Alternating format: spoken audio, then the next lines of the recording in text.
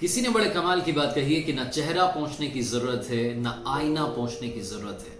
अगर देखना है सुंदर चेहरा तो दूसरे के आंसू पोंछने की जरूरत है। हाय गाइस, मैं हूं आरजे कार्तिक। एक छोटी सी कहानी, लॉकडाउन की सच्ची कहानी। लॉकडाउन के अनाउंस होने से पहले ही कुछ सोसाइटीज में मेड्स का आना, कुक का आना बंद कर दिया गया था। दिल्ली एनसीआर के पास में एक पॉश सोसाइटी में कपल रहता था अपने बच्चे के साथ में, और जब मार्च में ये कोरोना वायरस का खतरा बढ़ रहा था हिंदुस्तान में, तो इनकी सोसाइटी में भी मेड्स का आना, कुक का आना बंद हो चुका था।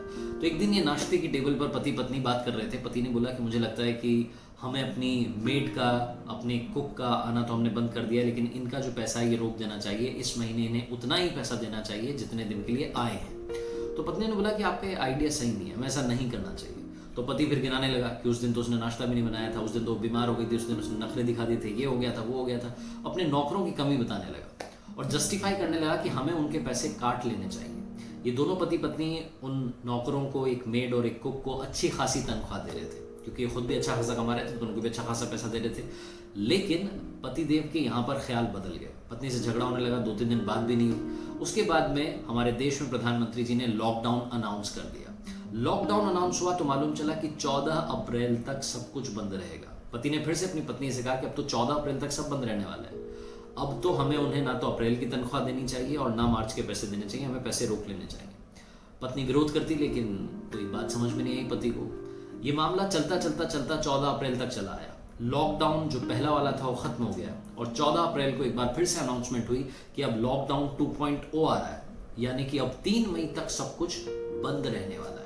और जहां ये बात सामने आई तो कुछ कंपनीज ने अपने फैसले बदलने का सोचा।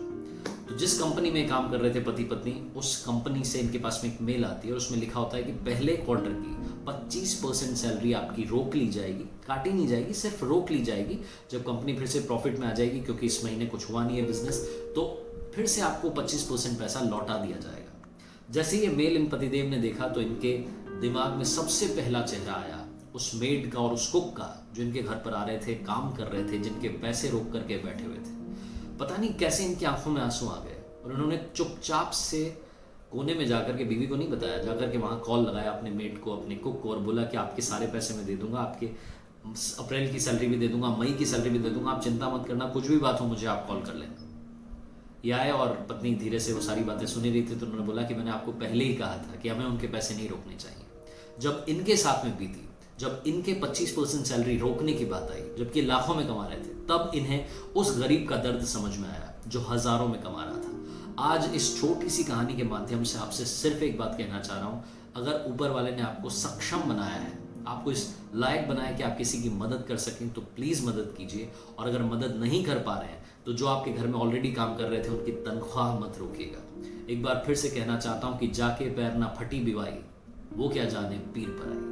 वो जिसके साथ नहीं बीतती उसको दर्द समझ में नहीं आता, इसलिए उस दर्द को समझने की कोशिश कीजिए इससे पहले कि वो दर्द आपके साथ बीत जाए। एक बार फिर से कहूंगा, मेहनत कीजिए, हौसला रखिए, कुछ ना कुछ नया सीखते रहिए, और हाँ, कर दिखाओ कुछ ऐसा कि दुनिया करना चाहे आपके जैसा।